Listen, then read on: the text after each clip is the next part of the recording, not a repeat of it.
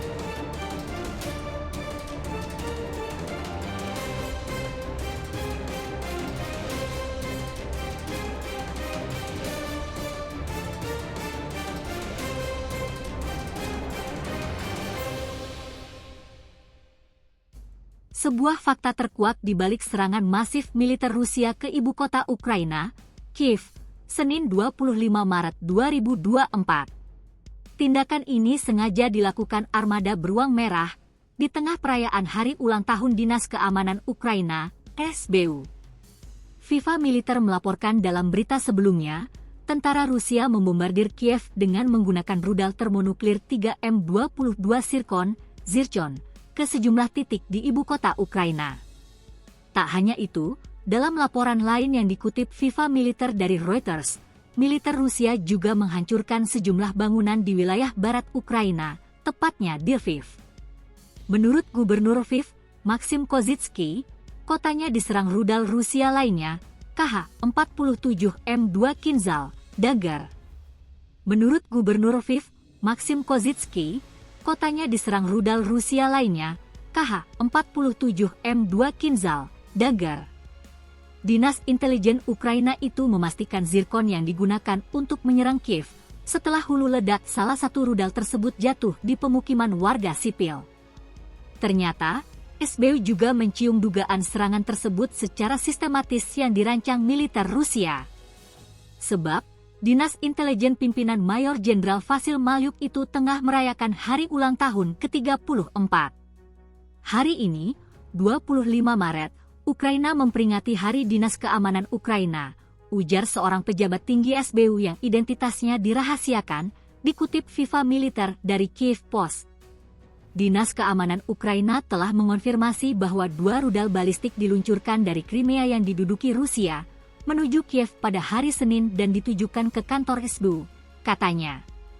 Namun demikian, Dinas Keamanan Ukraina memastikan jika 2 rudal Rusia berhasil ditembak jatuh dan gagal mencapai sasaran. Taiwan diambang perang, Cina kirim 103 jet tempur mematikan. Cina makin panas ke Taiwan. Terbaru, Kementerian Pertahanan Taiwan telah mendesak Beijing untuk menghentikan pelecehan militer yang terus-menerus ke wilayahnya. Desakan muncul setelah Taipei mendeteksi lebih dari 100 pesawat tempur Beijing terbang di dekat pulau itu dalam rentang waktu 24 jam. Jumlah pesawat tempur yang tercatat menimbulkan tantangan besar bagi Selat Taiwan dan keamanan regional, kata kementerian itu dalam sebuah pernyataan. Kementerian Pertahanan Taiwan mengatakan pihaknya berlatih setiap saat untuk meningkatkan kemampuan tempurnya. Mereka menambahkan bahwa perdamaian di Selat Taiwan adalah kunci untuk menjaga stabilitas dan kemakmuran kawasan Indo-Pasifik. Pelecehan militer yang terus-menerus dilakukan oleh militer komunis dapat dengan mudah mengakibatkan peningkatan tajam dalam ketegangan dan memperburuk keamanan regional. Kami menyerukan kepada pihak berwenang Beijing untuk mengambil tanggung jawab dan segera menghentikan tindakan sepihak dan juga deduktif semacam ini, tambahnya. Menurut peta penerbangan yang disediakan oleh kementerian, 40 dari 103 pesawat tempur Cina melintasi garis median di Selat Taiwan yang memasuki zona identifikasi pertahanan udara yang dinyatakan sendiri oleh Taiwan. Sebanyak 40 serangan tersebut dilakukan oleh 10 jet tempur Su-30, 12 jet tempur J-10, 4 jet tempur J-11, 10 jet tempur J-16, 2 pesawat pengisingan bahan bakar udara Y-20, serta 2 pesawat peringatan dini dan kendali udara KJ-500. Rekor tertinggi pesawat tempur Tiongkok yang memasuki Adis Taiwan dalam waktu 24 jam dilaporkan ketika 56 pesawat melakukan serangan dalam satu hari. Adis diberlakukan secara sepihak dan berbeda dari wilayah udara kedaulatan yang menurut hukum internasional didefinisikan sebagai wilayah yang membentang sejauh 12 mil dari laut garis pantai suatu wilayah. Partai Komunis Cina yang berkuasa memandang Taiwan sebuah pulau berpendudukan 24 juta jiwa diperintah secara demokratik. Partai Komunis telah lama bersumpah bahwa pulau itu harus disatukan dengan daratan Cina jika perlu dengan kekerasan. Sementara pihak berwenang Taiwan dengan tegas menolak klaim teritorial Beijing atas pulau tersebut. Perang Hamas meluas, Suriah dan Iran versus Amerika dan Israel. Yang terbaru, Suriah ikut andil dalam menyerang Israel sebagai bantuan dan dukungan untuk Palestina.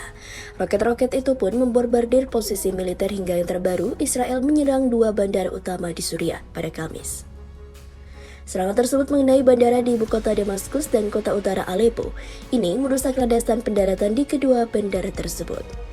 Sumber militer Suriah juga mengatakan serangan tersebut merupakan bentuk putus asa Israel. Ini juga dilakukan guna mengalihkan perhatian dari konflik dengan Hamas di Gaza. Sementara itu, serangan juga menyeret Iran setelah Iran juga ikut andil dalam membantu Hamas dalam konflik ini. Kekhawatiran akan menyebar perang sebenarnya sudah dikatakan. Sejumlah negara termasuk Arab Saudi mengutip dari Aswad, negara Raja Salman bin Abdulaziz menegaskan bahwa kerajaan akan menggerakkan upaya lebih besar untuk kekuatan regional dan internasional untuk mengakhiri eskalasi di Gaza dan sekitarnya, termasuk mencegah penyebaran konflik ke wilayah tersebut. Pemerintah menekankan bahwa Arab Saudi akan terus mendukung rakyat Palestina dalam upaya mereka mendapatkan hak asah mereka, mencapai harapan dan aspirasi mereka, serta membangun perdamaian yang adil dan abadi. Tulis media tersebut mengutip sang raja pada Rabu lalu.